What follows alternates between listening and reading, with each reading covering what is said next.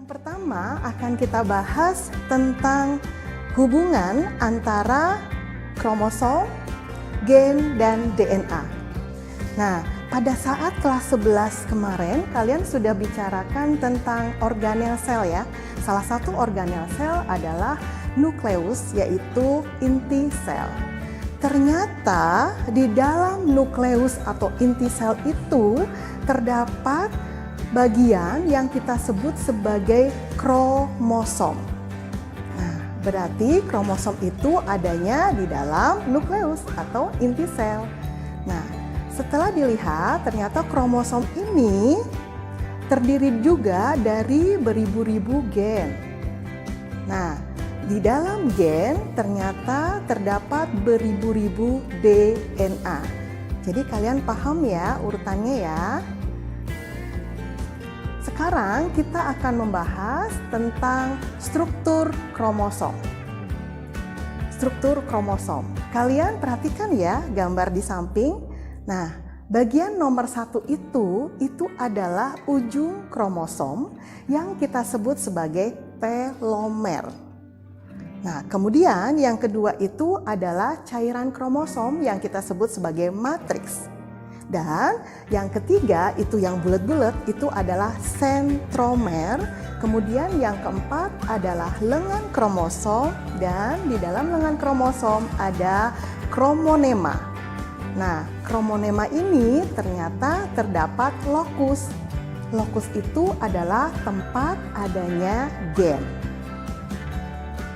Selanjutnya kita akan membahas tentang tipe-tipe kromosom. Ternyata ada 4 macam tipe kromosom.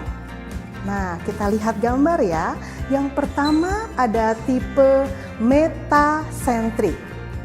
Meta itu artinya tengah. Nah, apa yang di tengah? Yaitu sentromer. Jadi bentuknya seperti huruf V. Ya, kemudian yang kedua, tipe yang kedua itu adalah submetasentrik. Sentromernya letaknya lebih ke pinggir, tidak di tengah, maka membentuk huruf L atau J. Kemudian ada tipe akrosentrik, di mana sentromernya lebih ke pinggir lagi, ya. Maka ada lengan panjang dan lengan yang pendek. Dan yang terakhir ada tipe telosentrik, di mana sentromer terletak di ujung kromosom sehingga cuma ada 1 lengan kromosom. Oke, selanjutnya kita akan membahas tentang macam-macam kromosom. Nah, di manusia itu jumlah kromosomnya ada 46 kromosom.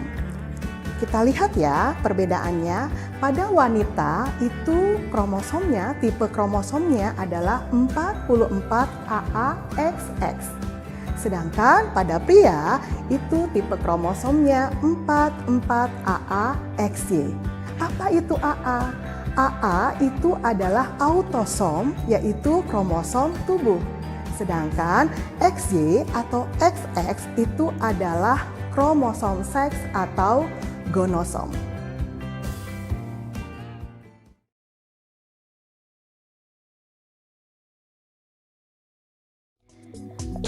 Apa sih yang dimaksud dengan gen? Gen adalah unit terkecil dari materi genetik. Gen terdiri dari DNA yang terpintal oleh protein histon, seperti pada gambar ya. Satu gen mengendalikan satu sifat hereditas. Setiap gen menempati lokus pada kromosom. Nah, kalian perhatikan ya gambar tersebut. Nah, yang ditunjuk itu, yang warna hitam, itu adalah lokus. Lokus adalah tempat menempelnya gen pada kromosom. Selanjutnya, kita akan membahas tentang alel. Apa itu alel? Alel adalah pasangan gen yang terdapat pada kromosom homolog yang menunjukkan sifat alternatif sesamanya. Misalnya ada sifat gen A besar, maka alternatifnya adalah A kecil. kromosom dengan gen A besar B besar, pasangan kromosom homolognya adalah A kecil B kecil. Nah, kalian perhatikan gambar ya. Pasangan gen dalam kromosom homolog suatu individu disebut dengan genotip. Nah, sifat yang dominan atau yang menang itu biasanya dilambangkan dengan huruf kapital. Sedangkan sifat yang kalah atau resesif dilambangkan dengan huruf kecil. Ekspresi gen yang mempengaruhi penampakan sifat-sifat disebut fenotip. Jadi sifatnya, kalau genotip tadi lambangnya hurufnya.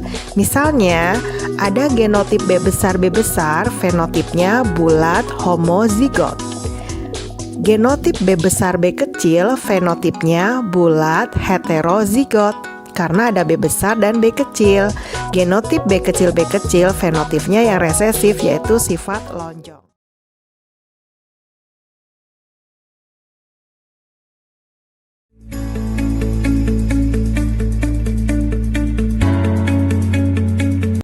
Hai, Assalamualaikum warahmatullahi wabarakatuh. Ketemu lagi dengan saya, Weti Dwiuningsi. Kali ini kita masih membahas bab substansi genetika, materi tentang struktur DNA. Disimak baik-baik ya. Yang pertama kita bahas adalah DNA, deoksiribosa nucleic acid. DNA merupakan penyusun gen pada kromosom. DNA terletak pada inti sel atau nukleus, mitokondria, sentriol, dan kloroplas serta plastida. DNA berbentuk untai panjang berpilin ganda atau yang kita sebut dengan double helix. DNA merupakan polimer terdiri dari beberapa nukleotida. Nah, kita bahas nukleotida ya. Nukleotida terdiri dari 3 bagian. Yang pertama yang bulat itu adalah fosfat. Kemudian yang segi 5 itu adalah gula pentosa yang merupakan deoksiribosa.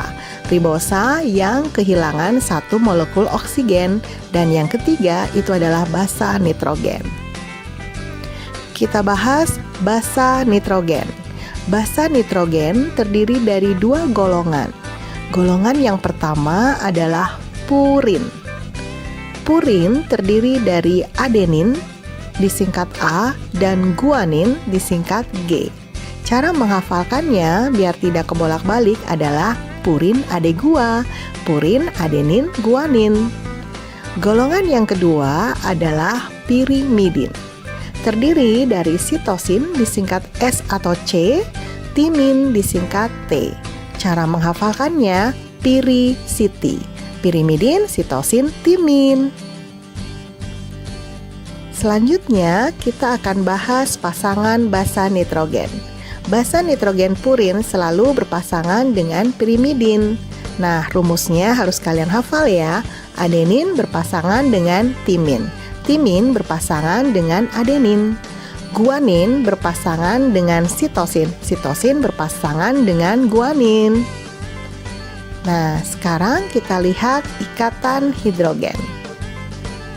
Pada gambar, G dan C atau S membentuk 3 ikatan hidrogen.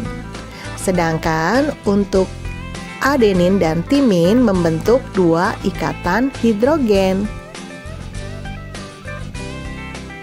Nah, sekarang kita bahas komposisi basa nitrogen pada DNA. Rumusnya, jumlah timin sama dengan jumlah adenin. Bila timin dan adenin itu jumlah persentasinya harus sama. Jumlah sitosin sama dengan jumlah guanin. Dan total semuanya ada 100%. Untuk lebih jelasnya, kita akan membahas soal ya. Soal yang pertama, jika kadar basa nitrogen guanin DNA adalah 40%, kadar basa nitrogen adenin adalah kadar guanin sama dengan sitosin, berarti guaninnya 40%, sitosinnya juga 40%. Kadar adenin dan kadar timin sama, jadi Total DNA ada 4 basa nitrogen, guanin 40%, sitosin 40%, timin berarti 10%, adenin 10%. Jadi totalnya ada 100%. Jadi jawabannya adalah yang A. Nah, kita bahas soal yang kedua. Skema berikut menggambarkan struktur DNA. Kita lihat yang bulat-bulat itu pasti fosfat untuk angka 1. Kemudian yang kedua itu bentuknya segi 5, itu adalah gula pentosa deoksiribosa. Nah, 3 dan 4 itu terdapat 2 ikatan hidrogen, berarti adenin dan timin. Jadi jawabannya adalah yang D.